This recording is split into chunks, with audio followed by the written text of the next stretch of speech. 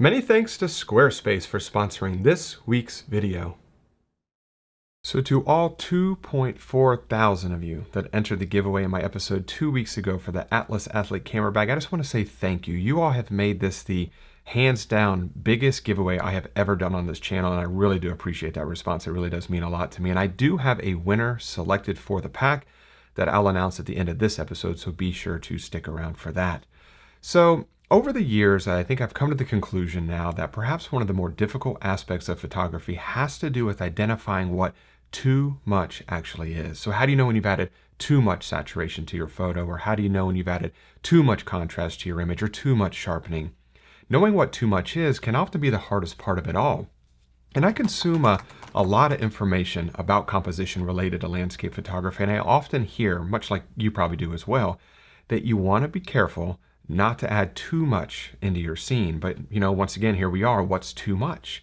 So I decided to dig into the archives of some of my past images in search of photos that I now feel are too busy, in order to try and determine exactly why I think these photos are now too busy. And here's what I came up with, and it's pretty interesting. And I do want to preface this real quick by saying that this is a highly, highly subjective topic. So what might not be too busy to me might be way too busy to you. So it's all just a matter of preference, really. And these are not in order of importance or severity or frequency or anything like that. These are all just really a completely random order. So to jump right into it, the very first sign is probably the most common, the elephant in the room. I think this is what most people think about when they think of distracting images or overly busy scenes, and it's something called edge patrol. And if you're not familiar with what edge patrol is, it's basically the practice of walking your eyes along the edge of your frame just to look for things that are kind of creeping into your image that could ultimately divert the viewer's attention from the center of your photograph towards the edges of your scene. And here's a good example right here. This is from Kauai, where there's just a lot of distracting elements all along the edges of the frame. Obviously, this waterfall and all of this area right through here is the main subject of the image, but we have these kind of half-in buildings over here. We've got all these little houses in this little town up through here, this village, more buildings over here cut off, and it just draws the viewer's attention away from the center of the photograph. Here's another good example right here where you got this tree that's very close to the edge over here. You got this stick that's cut off. You got these rocks right here that are cut off. You have this branch over here cut off. Once again, just drawing the viewer's attention away from the center of the scene all the way to the edges of the photograph.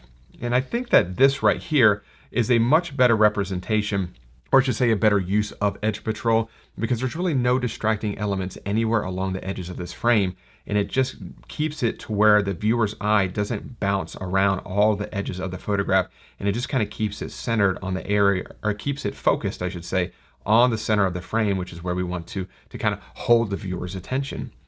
Now, the second sign is something that I call the subjects. And this has to do with really multiple different subjects. And this is definitely a point of contention. Some people believe that an image doesn't have to have a subject. Some people believe that it can only have one subject. I'm kind of in the boat that it really just depends on the photograph. Not all images need a subject. But I did find that a lot of my past images I felt were just a little bit confusing because I didn't know exactly what I should be looking at.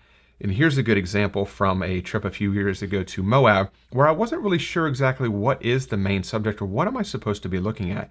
Am I supposed to be looking at this tree right here? Am I supposed to be looking at this cliff face here? Is it the clouds in the sky? I just wasn't 100% certain as to what the subject was in this image. And here's another example right here where I wasn't sure, is it this tree right through here? Is it this man taking a photograph of the waterfall over here? I just wasn't 100% certain as to what the main subject of this image actually is. And I think this is a much better representation of an image that has multiple subjects, but they kind of work together, because the boulders in the foreground right here are definitely a main subject of this image, and they lead up to the secondary subject of this photograph, which is the cliffs in the background that are being illuminated by the rising sun. So I think that's a good example of multiple subjects that are working together. But in those previous examples, those subjects were kind of disjointed from one another, and they didn't really assist the other subjects. So I think that's a good representation of multiple subjects that don't really work together. And then those images, or those example images I used, those kind of felt to me to be a little bit of a busy scene. It just wasn't really comfortable to look at. Now, the next sign that I uncovered is something that I call the bounce factor. And this is a really big one for me because this right here, my eye bounces all over this frame. So you have this tree that's kind of pointing in this direction right here. You have the waterfall over here that's leading in this direction. So your eyes are kind of going all over the place, just bouncing all over the place. And there's no real optical flow to this image. It feels very disjointed. And here's a really good example right here. So when I look at this image, this is from West Virginia, my eye's everywhere. I'm looking at the fall colors. I'm looking at all the cascading waterfalls in this little river or stream right through here. We have rocks there. It's just, there's stuff everywhere and there's no smooth optical flow. Now here's another image of this exact same scene, shot just a little bit, moving over to the right just a little bit. But as you can see, this image has got a much better optical flow to it. You got a classic S-curve going all the way up, leading to the autumn colors in the background. You got the nice autumn leaves on these rocks right through here.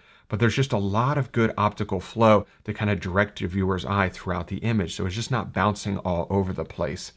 And I think this is another good example of optical flow right through here as well, because you got the rocks that kind of lead your eye along with the reflection to the brightest area of the scene, and your eye just gravitates right towards one direction. And there's just a lot of, I guess, synergy, and it's just a very comfortable image to look at, and your eye's just not bouncing all over the place. So that bounce factor is something that really made me feel like some of my past images, and even some of my new images today, don't have that good optical flow, and your eye just kind of bounces all over the place.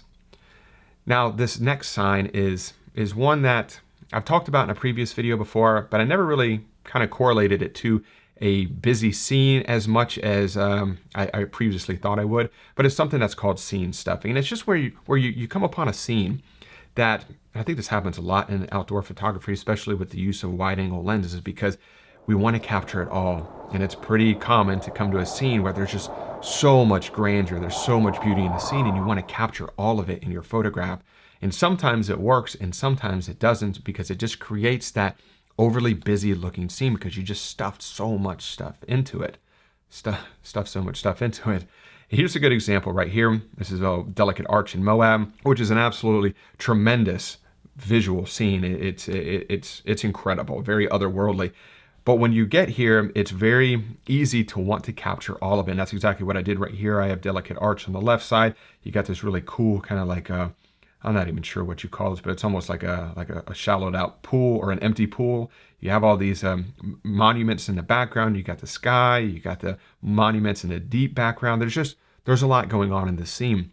And when I look at it, there's just a lot of stuff stuffed into this photograph, and there's probably was a better way to compose this in maybe multiple different images, maybe an opportunity to capture this image in 3 different images to create more of a storyboard. But this is a good example of an image that I think is scene stuffed, if you will.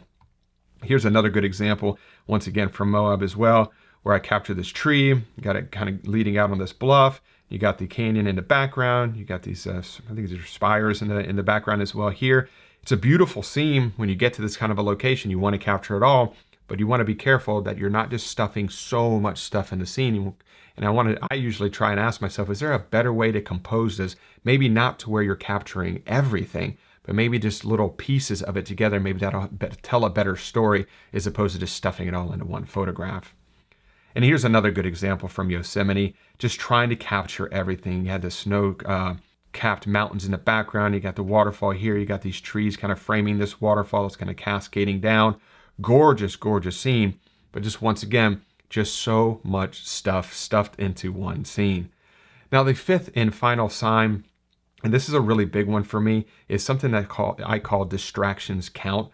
And this is extremely common in landscape photography. I mean, we're focusing the outdoors. The outdoors are usually not manicured, so it's not uncommon to come across a scene or a composition that you love, but it just looks a little bit messy. And here's a good example right through here. This is along the South Carolina coast. Very cool scene, but there's just so many little distractions all over the place. So when I look at this photograph, your eye just bounces everywhere. There's not a real optical flow. There's just so many distractions, so many things for your eye to look at. But with just a little bit of extra effort and just kind of shifting your composition around and going in and cloning out a lot of these little distractions that aren't adding anything to the overall photograph, you're able to come away with something that looks like this, which is much more pleasing to the eye, in my personal opinion. Your eyes don't bounce all over the place. You look at the things that you want to look at, like the birds bathing right here and the reflection of the sunrise. So I think that this right here is extremely distracting, and this right here has a much more calmer, easy to look at feeling. I have one more example right here of Yosemite Falls, where there's just tons of this little debris and grass and just random things sticking up in the actual water right through here, and just going in and cloning all of that out, because none of that is adding to the image. All of those things are distracting from the image, or taking the viewer's attention away from what you really want them to look at.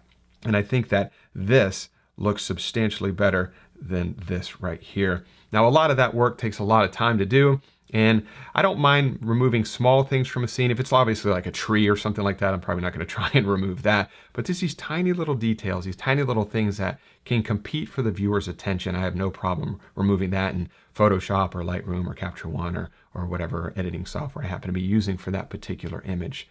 So those are really the 5 signs. Those are 5 things that I saw in a lot of my past images that led me to believe that those specific photographs were perhaps a little bit too busy. So I'm going to kind of keep that in mind moving forward, and I hope that some of that information is useful for you as well.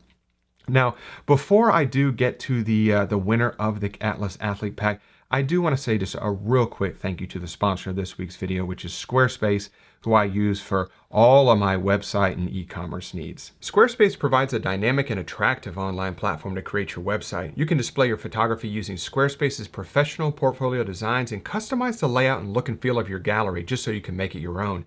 With Squarespace's traffic overview feature, you can track trends in page visits and views to better optimize your content, and you can even grow and engage with your customers with Squarespace's email campaign tools, which will enable you to create engaging emails that match your website with your products or blog post and logo, just so your messaging remains consistent. So if you're looking to start a new website or possibly upgrade your current website, check out squarespace.com/Mark Denney for a free trial and 10% off your first purchase.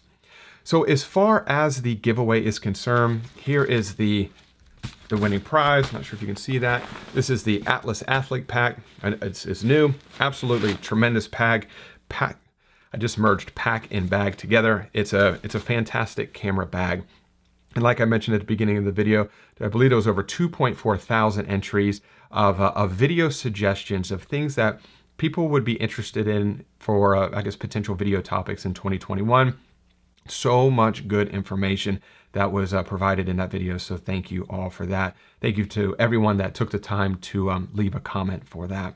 So there was so many comments. There was really only one way to pick a winner, and that's just a completely randomized process.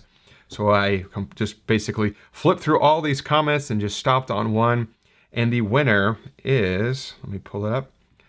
What's interesting about this one is it's not a person's name, but their YouTube, I guess, handle. Do they still call them handles now? Tag name? Their YouTube channel name is called Take a Trip Together. So Take a Trip Together, you are the winner of the Atlas Athlete Pack. Congratulations.